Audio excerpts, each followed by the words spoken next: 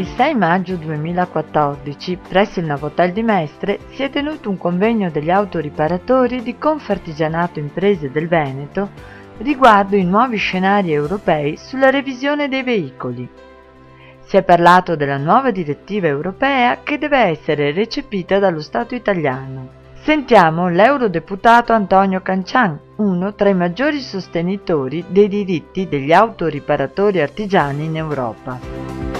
Credo di aver contribuito insieme a voi, insieme ai miei colleghi, di aver portato a termine un provvedimento che salvaguardia quelli che sono, diciamo, i piccoli imprenditori che anche dal punto di vista familiare esercitano questo lavoro, perché c'era la volontà di dividere e di spaccare la meccanica dall'autorizzazione.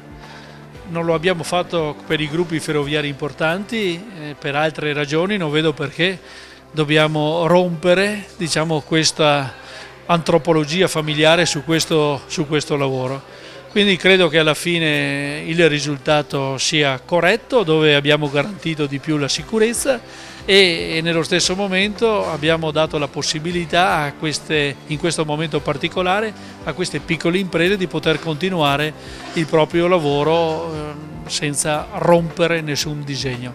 Quali saranno quindi le sfide adesso per il futuro, per il settore? Ecco, le PMI per quanto riguarda il Partito Popolare Europeo al quale appartengo stanno in priorità. Certo che nella applicazione poi di questi principi di salvaguardia ci vuole più sistema, più rete territoriale per poter far sì che si possa arrivare in Europa con una voce un pochino più consistente. Quindi la palla è nel nostro metacampo, cioè noi dobbiamo cercare di sistemizzare meglio queste piccole aziende, queste aziende familiari. Dobbiamo fare in modo di salvaguardarle in rete, nel sistema. Questo è il punto fondamentale. Dobbiamo e dovete venire a Bruxelles con una voce unica e che sia coperta alle spalle. Questa sera presenteremo un po' quella che è la nuova direttiva europea sui controlli periodici delle auto, sulla cosiddetta revisione delle auto. È una direttiva che è stata approvata circa 2 settimane fa e sta per essere quindi recepita dallo Stato italiano con le opportune modifiche adeguate alle caratteristiche e alle peculiarità di questo Stato membro.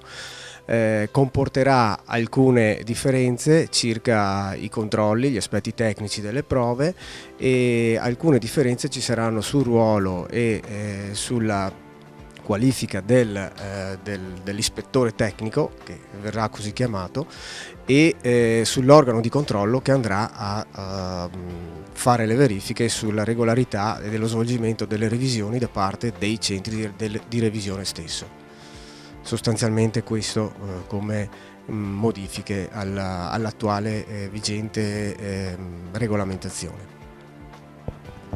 Il Veneto in questo è stato in prima fila per assicurare che la norma potesse avere le caratteristiche più adeguate a una realtà molto particolare quali quella delle imprese italiane fondamentalmente. Sì, diciamo che come si presentava la bozza di regolamento circa un anno fa, l'impostazione era un po' guidata dagli stati più importanti europei, quali Germania e Francia, che chiaramente proponevano una loro visione del sistema di revisione. Ecco che una volta appreso qual era la bozza di proposta, Confartigianato del Veneto su delega nazionale ha messo a punto una proposta di modifica che poi è stata recepita dalla Commissione Europea Trasporti, e quindi il ruolo del Veneto in questa vicenda è stato assolutamente fondamentale. Il lavoro adesso però non finisce qui, perché dovrà essere recepita a livello italiano e quindi da oggi inizia un percorso anche perché il tutto vada a buon fine. Quindi. Sì, diciamo che inizia un nuovo capitolo di questo libro che riguarda appunto tutti quegli aspetti che la peculiarità dello Stato membro Italia deve recepire seguendo quelle che sono le direttive di questa nuova normativa che vuole alla fine portare più sicurezza nelle strade italiane, meno morti nelle strade europee e armonizzare anche quelli che sono i controlli di tutti gli Stati membri, proprio per rendere uniformi le sicurezze dei veicoli che viaggiano in tutta Europa. Quindi il lavoro da fare sarà molto e dentro l'aprile 2017 i centri di revisione italiani dovranno essere pronti e adeguati per questa nuova direttiva. Direttiva europea adesso che sta per entrare in vigore dovrà essere recepita anche dallo Stato italiano e questo comporterà anche dei cambiamenti per le imprese dell'autoriparazione.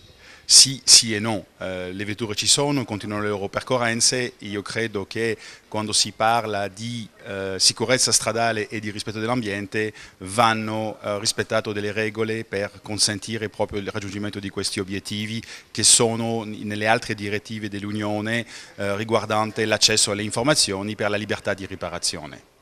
Quale futuro vede per l'autoriparazione a livello europeo e nazionale a questo punto? No, partiamo dall'alto, a livello europeo il parco circolante è stabile, le percorrenze sono in leggera diminuzione ma comunque rimangono significative e sono convinto che come tutte le attività di cura e manutenzione degli oggetti che utilizza l'uomo, la manutenzione delle auto fa parte dei mestieri del futuro e questo si applica ovviamente anche in Italia. Che consiglio dare quindi ai nostri autoriparatori? Investite in conoscenza, investite in tecnologia, investite in attrezzature e anche in marketing per dare agli automobilisti la voglia di venire nella propria officina. Una direttiva importante che avrà dei risvolti, io immagino, positivi per il settore dell'autoriparazione. Ora ci attende di capire quali saranno le modalità con cui la nostra direzione generale intenderà recepire gli argomenti contenuti e vedremo come le imprese di autoriparazione dovranno evolversi e migliorare la loro attività. Quindi quale futuro si può prospettare oggi per un autoriparatore italiano? Beh, credo roseo, sicuramente dovrà riflettere molto su quelli che saranno gli investimenti e l'evoluzione che la propria impresa dovrà adottare per dar corso anche a questi nuovi eventi che incidono sicuramente sul loro mercato. Quindi. Quale consiglio darebbe oggi quindi a un autoriparatore presente al convegno? Sembra un po' banale, un po' scontato, ma credo investire nella propria azienda. Quindi credo che una limitazione forte che tutte le imprese oggi hanno e probabilmente sono anche conseguenziali a un periodo di crisi che comunque l'intera nazione sta percorrendo, ma credo che il consiglio migliore sia quello di investire all'interno della propria azienda.